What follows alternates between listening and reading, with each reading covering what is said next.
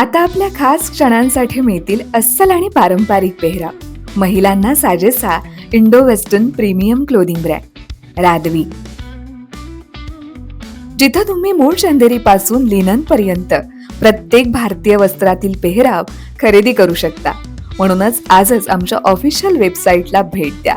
जिथं परंपरेचा साज, तिथं रादवी तुमच्यासाठी खास.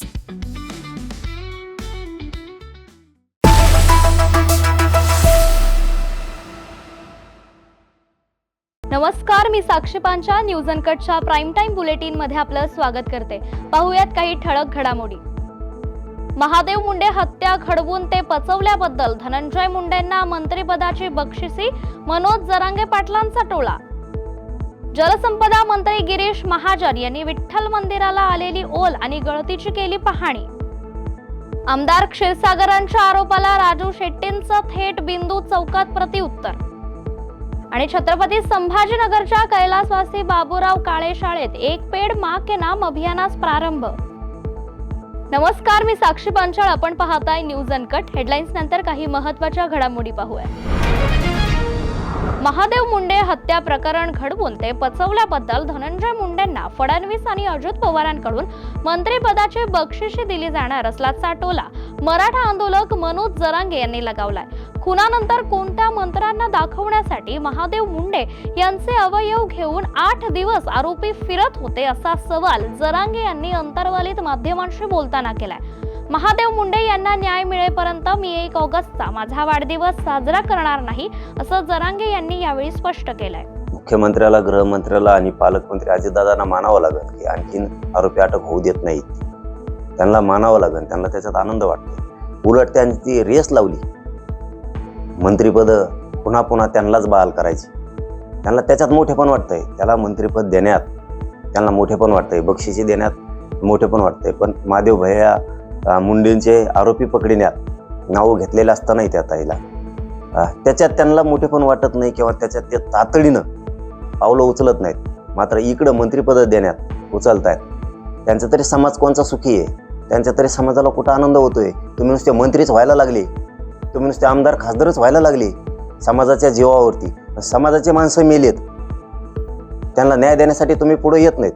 त्यांना काय आनंद व्यक्त करायचा तर करू द्या. घरातली माणसं मेलेले असून सुद्धा त्यांना मंत्रिपद घेऊन जेव्हा आनंद व्यक्त करायचा आहे तेव्हा करू द्या. त्यांना लक लाभ आहे. आम्ही खंबीर आहेत त्या ताईला न्याय देण्यासाठी. म्हणून मी घोषणा पण केली, आनंद व्यक्त नाही करायचा. 1 ऑगस्टला माझा वाढदिवस आहे. महाराष्ट्रातल्या सगळ्या बांधवांना सांगतो, आपल्याला वाढदिवस साजरा नाही करायचा. कारण ती आपली ज्ञानेश्वरी ताई मुंडे हेच कुटुंब आणि पूर्ण परळीतला समाज या तालुक्यातला दुःखात आहे. परिवहन तथा धाराशिवचे पालकमंत्री प्रताप सरनाईक यांनी उमरग्यात ठाकरे गटाचे आमदार प्रवीण स्वामी यांच्या निवासस्थानी भेट दिल्याने जिल्ह्यात ऑपरेशन टायगरची चर्चा रंगली आहे. ठाकरे गटाच्या आमदाराच्या मागणीवरून शिंदेच्या मंत्र्यांनी त्यांच्या मतदारसंघात 5 इलेक्ट्रिक बस दिल्या असून आणखी 5 इलेक्ट्रिक बस मिळणार असल्याची माहिती आमदार प्रवीण स्वामी यांनी दिली आहे. आमदार प्रवीण स्वामी आणि मंत्री प्रताप सरनाईक यांच्यातील वाढती जवळीकता ठाकरे गटासाठी धोक्याची घंटा असल्याचं सांगण्यात येत आहे. वळूयात पुढच्या महत्त्वपूर्ण बातमीकडे. वृक्ष लागवडीबाबत शासन यंत्रणेकडून एक पेड मां के नाम अभियान राबवण्यात येत असून छत्रपती संभाजीनगरच्या कैलासवासी बाबूराव काळे शाळेत या अभियानास सुरुवात झाली आहे. सामाजिक वनीकरण विभागाकडून या शाळेस देण्यात आलेल्या 350 रोपांची लागवड विद्यार्थी आणि शिक्षकांनी केली आहे. वृक्ष लागवड करून निसर्गाचा समतोल राखणे हे आपलं कर्तव्य असल्याचं मत मुख्याध्यापक निलेश पाटील यांनी यावेळी व्यक्त केलंय. गेल्या काही दिवसांपासून शक्तीपीठ महामार्गावरून शिवसेना शिंदे पक्षाचे आमदार राजेश क्षीरसागर आणि माजी खासदार राजू शेट्टी यांच्यामध्ये चांगली जुंपली आहे. राजू शेट्टींकडून 500 एकर जमीन असल्याचा क्षीरसागरांच्या आरोपाला आज राजू शेट्टींनी थेट बिंदू चौकात येऊन प्रत्युत्तर दिलंय. यावेळी क्षीरसागर यांच्या विरोधात जोरदार घोषणाबाजी करत भर पावसात राजू शेट्टींसह शेकडो शेतकऱ्यांनी तब्बल 1.5 तास बिंदू चौकात ठिय्या मांडल्याचं पाहायला मिळालं. मी मागच्या 2-3 दिवस जिल्ह्याबाहेर होतो आणि त्या काळामध्ये आमदार राजेश क्षीरसागर यांनी राजू शेट्टींची सुद्धा 500 एकर जमीन आहे असं काहीतरी आरोप केल्याचं मी ऐकलं, माझ्या कानावर आलं. आणि त्याच वेळी मी निर्णय घेतला की एखाद्या चळवळीला धार आली, निवडणुकीचा कालावधी आला तर आमच्यासारख्या फाटक्या कार्यकर्त्यांच्यावर नेहमीच अशा प्रकारचे आरोप या प्रस्थापितांच्याकडून केले जातात. एकदाच काय तो सोक्षमोक्ष होऊन जाऊन दे, एकदाच काय ते महाराष्ट्राच्या जनतेला कळून दे. हे पावसाची उन्हातानाची पर्वा न करता आलेले जे कार्यकर्ते आहेत त्यांनाही कळून दे आपण कुणाच्या नेतृत्वाखाली काम करतोय, कुणाच्या बुडाखाली आमदार आहे, कुणाच्या बुडाखाली पाणी जातं हेही कळून दे. म्हणून मग मी शेवटी असा निर्णय घेतला की जी काही कथित 500 एकराची जमीन माझ्या नावाची जी आहे त्याचे 7 बारे राजेश क्षीरसागर यांनी घेऊन यावेत. मी बक्षीस पत्राद्वारे त्यांच्या नावावरती करून द्यायला. या बातमीसह आपण बुलेटिन मध्ये एक छोटीशी विश्रांती घेऊयात. लगेचच परत येऊ. पाहत रहा न्यूज अनकट. या पावसाळ्यात परफेक्ट मेमरीज क्रिएट करा अंधारबन फार्म्स अँड रिसॉर्ट्सच्या अमेझिंग पॅकेजेससह. Deluxe rooms, comfortable stay, tasty breakfast, high tea snacks आणि डिनर फक्त 1500 पर पर्सन. कपल्ससाठी खास deck rooms, perfect nature view सह रिलॅक्स करा फक्त 3300 मध्ये. ॲडव्हेंचर्स प्रेमींसाठी आहे स्टे आणि अंधारबन ट्रेक फक्त 1700 पर पर्सन. अधिक माहितीसाठी आजच संपर्क करा आणि इन्स्टा पेजला फॉलो करा. विश्रांतीनंतर पुन्हा एकदा स्वागत. पुढची एक महत्त्वाची बातमी पंढरपूरमधून. पंढरपूरच्या विठ्ठल मंदिरात सध्या 72 कोटींच्या जीर्णोद्धाराच्या कामांमध्ये हलगर्जीपणा दिसू लागलाय. काम पूर्ण होण्यापूर्वीच ठिकठिकाणी मंदिराला ओल आली आहे. याबाबत दर्शन बागेतील भाविकांनी तीव्र नाराजी व्यक्त करताना छतामधून अंगावर पाण्याचे थेंब पडत असल्याचं देखील सांगितलंय.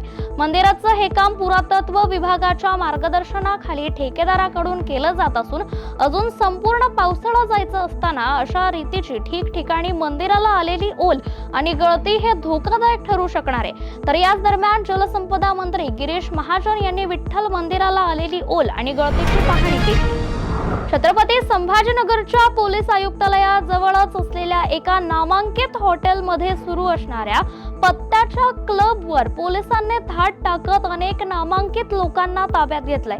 या कारवाईमुळे शहरात मोठी खळबळ उडाली आहे. या ठिकाणी बडे लोक पत्ते खेळत असल्याची माहिती पोलिसांना अनेक दिवसांपासून होती. मात्र एका नामांकित पक्षाच्या पदाधिकाऱ्याचं हे हॉटेल असल्याने पोलिसांनीही या कारवाईला उशीर केला असा आरोप नागरिकांकडून होतोय.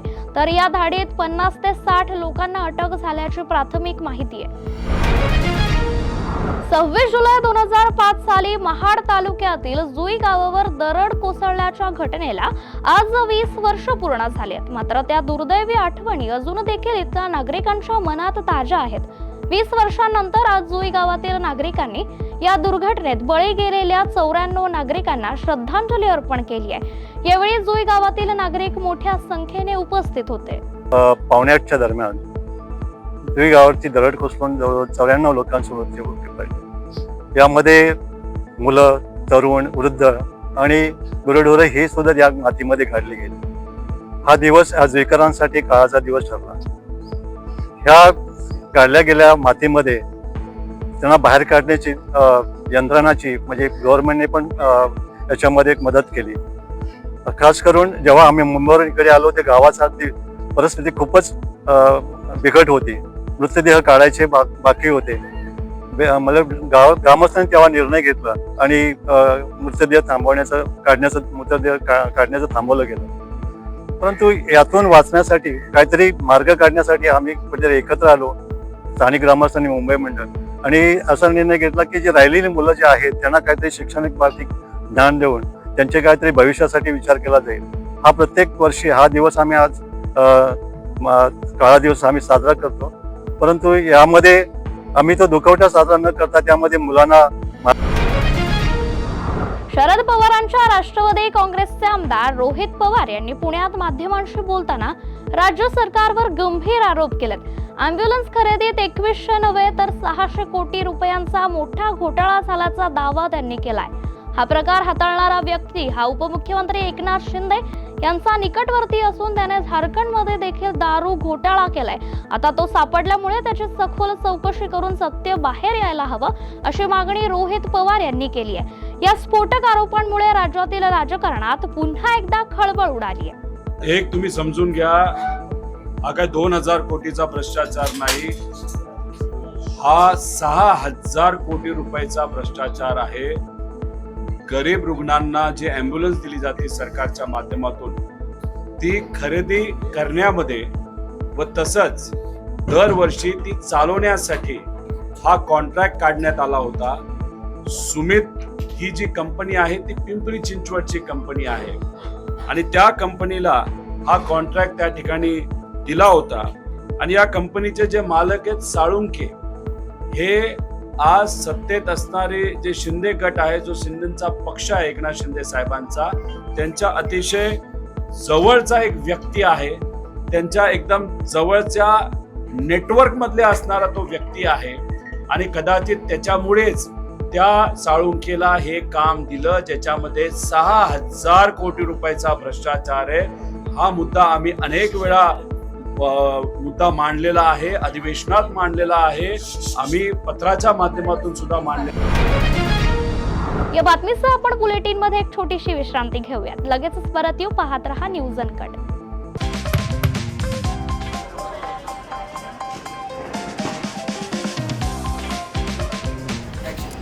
तर या होत्या आजच्या ठळक बातम्या. हा काही रॅन्डम गोंधळ नाही. ब्रेकिंग न्यूजच्या पुढे जाऊन जगाच्या कानाकोपऱ्यातलं अनकट सत्य दाखवणारे आम्ही आहोत न्यूज अनकट. न्यूज अनकट म्हणजे फक्त बातमी नाही, तर प्रत्येक घडामोडी मागचं खरं रॉ ट्रुथ. जगाच्या कानाकोपऱ्यातलं 100% अनकट सत्य. No drama, no filters, just truth. ग्लॅमरचं धम्माल जग, स्टार्सचे मसालेदार किस्से आणि पडद्यामागचे रिअल हिरोज. बॉलिवूडपासून मराठी सिनेमांपर्यंत फुल ऑन एंटरटेनमेंट फक्त कलारंजनमध्ये. गुन्ह्यांचा पर्दाफाश, थेट तपास आणि शॉकिंग रिव्हिल्स. क्राईम कनेक्शन जाणून घ्यायचंय? मग पहा न्यूज अनकटचा क्राईम रिपोर्ट. आता शेती म्हणजे फक्त नांगरच नाही, तर ड्रोन, डाटा, डिजिटल आयडियाज आणि शेतकऱ्याचा नवीन अवतार. पहा कृषी विश्व, प्रगतीची एक नवी दिशा. हेल्दी राहायचंय, फिट राहायचंय?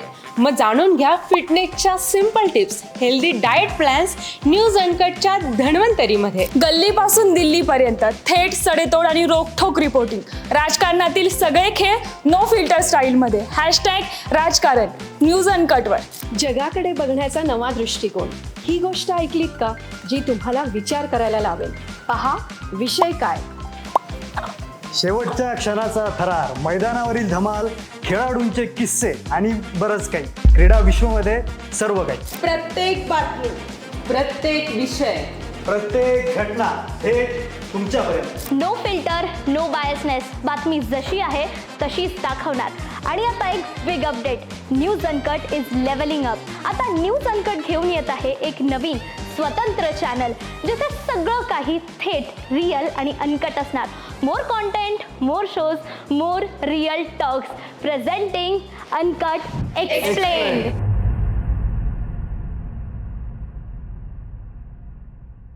विश्रांतीनंतर पुन्हा एकदा स्वागत. पुढची बातमी पुण्यातील. पुण्यात पुण्यश्लोक अहिल्यादेवी होळकर यांच्या त्रिशताब्दी जयंती उत्सवाचं राज्याच्या क्रीडा व युवक कल्याण मंत्री दत्ता भरणे यांनी सहभाग घेतलाय. या कार्यक्रमात राज्यभरातून आलेल्या धनगर समाज बांधवांनी मोठ्या संख्येने उपस्थिती लावली. तर धनगर समाजाचे प्रश्न आणि मागण्या उपमुख्यमंत्री अजित पवारांसमोर मांडून त्यावर तोडगा काढण्याचं आश्वासन यावेळी मंत्री भरणे यांनी दिलंय. इथं पुण्यामध्ये आपण हा जयंती उत्सव मोठ्या समारंभ पद्धतीने साजरा करूया. यासाठी राज्यातल्या सर्वांनाच आपण एकत्र, जे प्रमुख आहेत राज्यातले, यासह आपण पाहता फार वाशिमपासून बीड, सांगली, सातारा, महाराष्ट्राच्या प्रत्येक जिल्ह्यातनं इथं तुम्हाला आज सगळे इथं धनगर समाजातले प्रमुख कार्यकर्ते आजच्या या जयंती उत्सव समिती कमिटीच्या कार्यक्रमासाठी उपस्थित आहेत. आणि निश्चित त्यातनं एकच असतं की यातनं असं कुठंतरी एकत्र जयंतीच्या निमित्तानं सगळे एकत्र येऊन थोडं विचारविनिमय करून समाजातले प्रश्न, समाजातल्या अडचणी आणि त्यासाठी काय केलं पाहिजे, काय करता येईल. आणि राज्याचे उपमुख्यमंत्री अजितदादा पवार साहेबांना पण या निमित्तानं भेटता येईल, बोलता येईल, समाजातले प्रश्न अडचणी त्यांच्यासमोर मांडाव्यात. यासाठी आज राज्यातून धनगर समाजाचे सगळेच बांधव इथं प्रमुख कार्यकर्ते आज इथं उपस्थित. अमरावती जिल्हा वकील संघातर्फे आज स्वर्गीय ॲडव्होकेट गिल्डा स्मृती ई लायब्ररीचं लोकार्पण करण्यात आलं. सरन्यायाधीश भूषण गवई यांच्या हस्ते या महत्वाकांक्षी प्रकल्पाचं लोकार्पण करण्यात आलं. यावेळी सर्वोच्च न्यायालयाचे न्यायमूर्ती अतुल चांदूरकर, मुंबई उच्च न्यायालयाचे मुख्य न्यायमूर्ती आलोक आराधे यांच्यासह ज्येष्ठ अधिवक्ता जुगल किशोर गिल्डा आणि इतर मान्यवर यावेळी उपस्थित होते. मागील 2 दिवसांपासून गोंदिया जिल्ह्यात पावसाने चांगलाच जोर पकडलाय. जिल्ह्याला काल आणि आज असे 2 दिवस पावसाचा रेड अलर्ट जारी करण्यात आलाय. जिल्ह्यातील बहुतेक रस्त्यांना नद्याचं सुद्धा स्वरूप प्राप्त झालंय. तर शहरातील अंडरग्राऊंड मार्गावर यावर्षी देखील गुडघ्याभर पाणी साचलंय. त्यामुळे वाहन चालकांना येथून वाहन काढताना तारेवरची कसरत करावी लागते. तर या परिस्थितीचा आढावा घेतलाय आमचे प्रतिनिधी नवीन दहिकर यांनी. गोंदियात 25 जिल्ह्याच्या रात्रीपासून मुसळधार पाण्याची सुरुवात झालेली आहे. तर एकीकडे बळीराजा सुकलेला आहे, तर दुसरीकडे ठिकठिकाणी गोंदिया शहरात पाणी भरल्यामुळे चाकरमान्यांना सकाळी आपल्या कामावर जाताना पावसाचा सामना करावा लागत आहे. कारण अनेक रस्त्यावर पाणी साचले होते. मुसळधार पावसामुळे पुन्हा एकदा नगरपरिषदचा गलथानपणा समोर आला आहे. अनेक ठिकाणी डबके साचले आहेत. प्रशासनाकडून सुद्धा पाण्याचा अलर्ट देण्यात आला होता. नदीकाठाच्या भागातील लोकांना देखील आधीच सतर्क केलेले आहे. मुसळधार पाऊस सुरू असून सध्या तरी कोणतीही घटना झालेली नाही. आज सकाळी 8 वाजतापासून सतत पावसाची हजेरी चालूच आहे. नवीन दहिकर, न्यूज अनकट, गोंदिया. या बातमीचा आपण प्राईम टाइम बुलेटिन मध्ये इथेच थांबूया. ताज्या बातम्यांसाठी पाहत रहा न्यूज अनकट.